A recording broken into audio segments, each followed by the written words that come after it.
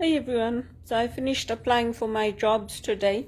Today I sent out 30 applications and I made a few phone calls, not many, but I did make 2 or 3 phone calls. The thing is that some of the recruiters, before, they wanted you to check in once a week at the beginning of the week, but some of them have changed how they work with you, so I just send emails.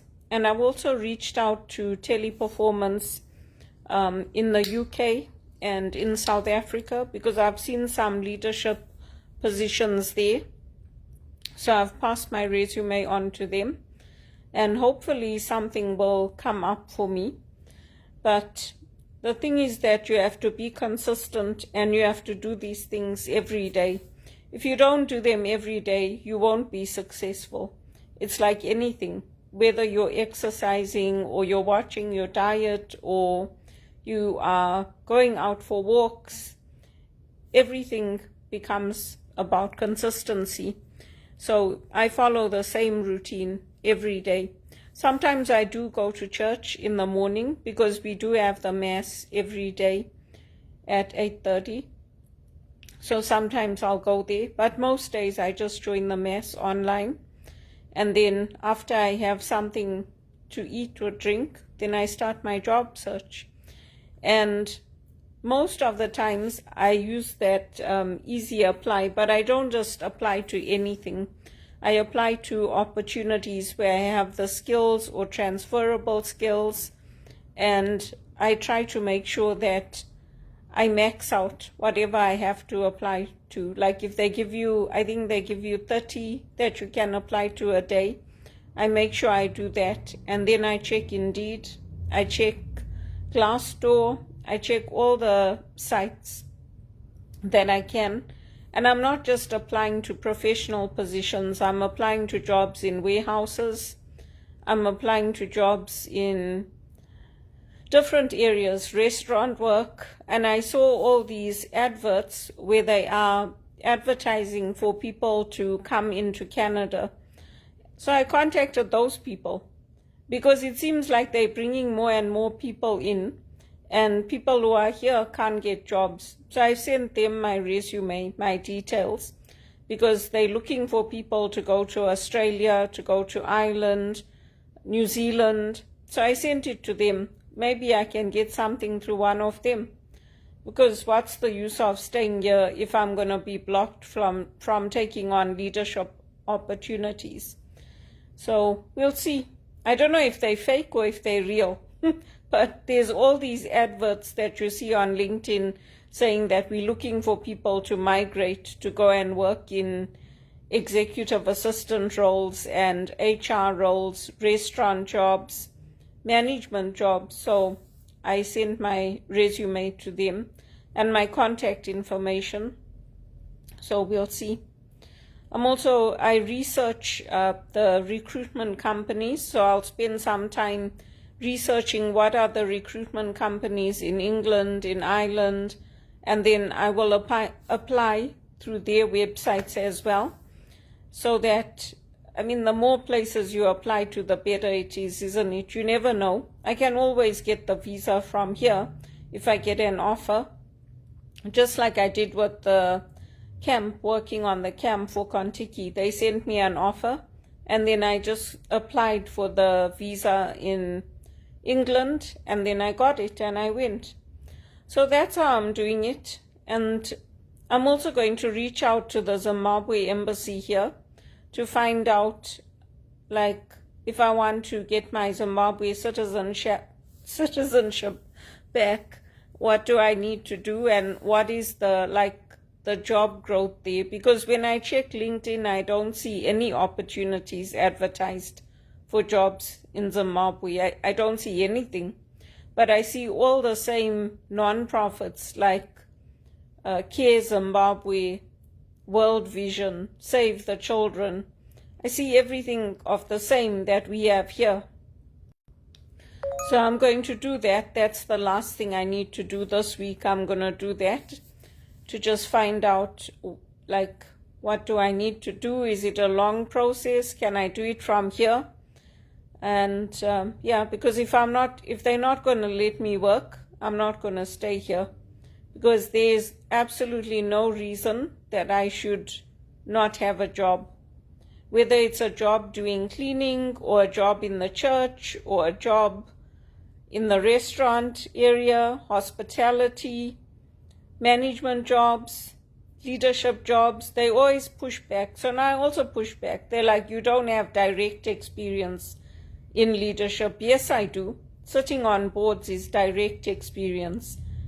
Coordinating projects in HR is direct experience. Doing recruiting is direct experience. So we'll see.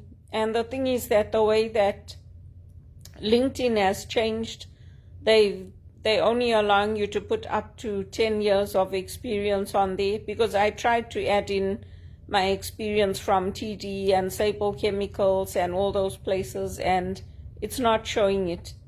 So whatever I had done, they took it off and they put it back to the old format. So this is like the 50s. Like when President Trump came in and he said, oh, we're going to make it like the 50s, he really meant it. And out of the 50s, we got all these movements pushing back against racism and different things, because wages fell to such low levels and things became like how they are now. Only he wanted to go back to the 50s because he's a billionaire. And yeah, I mean, the rest of us, who wants to live in the 50s? You might like the music, or you might say, yeah, the music of that time was good, but that music came out of a very difficult period, and it's all like message music. It's about change and about breaking barriers and boundaries. So and every time President Trump comes in, he does the same thing. He's like, oh yes, it's going to be good, we're going to make it good, and then everybody suffers. And he does the same thing with the restrictions and the tariffs and all of that. So anyway, let's see. Now the G20 is coming up. Now he doesn't want South Africa there. He must look at his own country and what they're doing in their country, instead of pointing the finger at South Africa. So I don't know. That we'll see. But that's the last step I have to take, because I can't sit at home, and I'm not willing to go and live in a tent or go back into the system where I'm like waiting. The housing system here, I read an article that people are waiting like 10 years now for low income housing. I'm not prepared to do that. So I mean, I did it when 2017, there was a 3-year waiting period. And I contacted the sisters, I contacted the Jesuits, so I know they are also going to look for me. But I mean, unless they are willing to take me in and give me a nice apartment like they have, and then I can work for them and they pay me, or even if they give me board and lodge and say, okay, you can stay here, I don't want to be sleeping on the floor. I don't want to be going into a shelter and becoming homeless. And it's virtually impossible here to get loans. You contact Business Development Canada, they don't help. You contact the branch, TD, they don't help. So how are people supposed to do anything? If you're trying to do a startup or you're trying to get funding, how are you supposed to do it? So anyway, and then also I tried to get into security guard companies. It's a catch-22 because I don't have the license. So unless you get the license, you can't work in that field. And it's very complicated. I don't think that would be the right job for me. I contacted so many security guard companies and they said to me, no, you need to apply for like admin, overseeing things, leadership roles, because it's complicated. It's not like before. A reception desk was just a reception desk. Now you have to monitor the cameras, you have to do all kinds of other things, and it's very, very complicated. So that's the last step I'm going to take. I'm going to write to the Zimbabwe Embassy and find out if I want to go back. What do I need to do to reinstate my Zimbabwe citizenship? And what areas are growing there? Where are the jobs there? in Zimbabwe.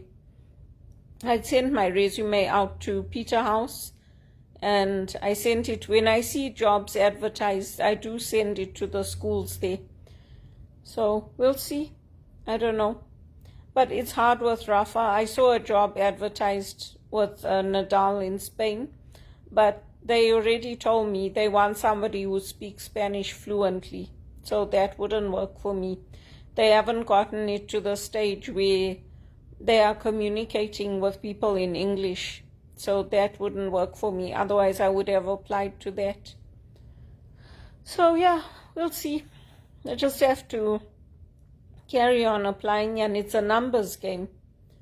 It's a numbers game, and about being consistent and also upgrading your skills. Now, at the end of the month, I'm supposed to pay for my home insurance. I'm supposed to pay for my professional dues. I'm supposed to pay for my rent. I don't know how I'm going to do all that, but I can pray. I can pray that by some miracle, a non-profit will help me, or somebody will help me with that, and I'll get the money coming in. I can also pray for my mother to win the lottery, and I can pray for a good paid job for me, wherever that is. I've sent my resume to Teleperformance in UK and South Africa, so we'll see. I mean, it's like that book, Who Moved My Cheese? If your cheese is a small piece of cheese, and that pie is going smaller, smaller, smaller, you can't all keep fighting for that same pie. You have to look outside of that pie, and you have to look at changing direction. Where can you apply your skills? What else can you do? Where are your skills going to be valued? What else is coming up? The only thing that doesn't make sense to me is that they are still in Canada inviting executive assistants to come in. They're saying there's a shortage of executive assistants and admin assistants, HR managers, HR directors, senior managers in HR. I'm applying for all those jobs, and I've got all the experience and the Canadian qualifications and credentials, and I'm not getting any of them.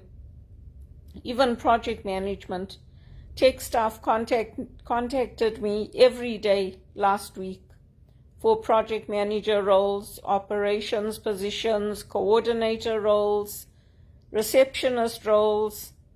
Every day last week I sent out my resume to all of them. Not one job. So I don't know, and it's not like my resume is not up to date. It's up to date because I worked on it with the Career Foundation. So I don't know. That's all I can say. But this week I'm going to write to the Zimbabwe Embassy here, and I'm going to ask them if they can tell me which companies are hiring, where people are needed, and what I have to do to take back my Zimbabwe citizenship. Then once I have all that aligned, if I get an offer, then I can go. Because believe you me, my mother and I didn't come to this country to go broke, to sponge off other people. And the worst part about it is that we had a property in Zimbabwe. Here, what do we have? We have nothing. We don't have anything here. So it's not a nice feeling. I don't like it. And I mean, if it's 1 year, yes. Over 2 years, it's too long. And with everybody, all my past managers fighting for me to get a role at Teleperformance, at BMO, at TD, at all the places I worked, I'm still not getting anything. No, there's something wrong. So that's the last thing I'm going to do. Maybe tomorrow I'll do that, make that a priority, and write to the Zimbabwe Consulate General. I'm not going to America. Oh no. The Americans, they don't know how to treat people. They have no compassion. They're just not nice, especially with what's happening there now. I don't want to go there. Don't want. I'd rather not. If I was at retirement age, I would tell them, send my pension to Zimbabwe, I'm going there. That's what I would do, because to sit at home like this, it's pointless. And even in the church, I mean, all these years, all the priests are telling me, don't give up, we appreciate you, we value what you've done. So how come I'm not getting a job? It's not like I came here yesterday. There's people who came here like most recently within the last 5 years, and they're getting all the top paid jobs everywhere, in the church, in ministry, in private firms, in non-profits. So yeah, if Zimbabwe takes me, I'll go.